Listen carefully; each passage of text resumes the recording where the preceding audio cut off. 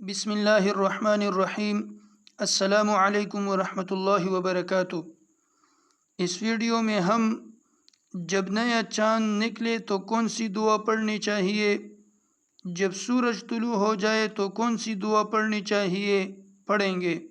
جب نیا چاند دیکھیں تو یہ دعا پڑھے: اللہم اہلہ علینا بالیمن والایمان والسلامۃ والاسلام والتوفیق لما تحب وترضى ربی وربک اللہ۔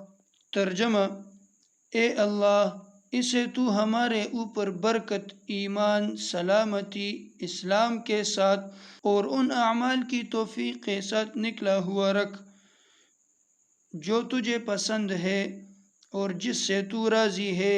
میرا اور تیرا رب اللہ ہے۔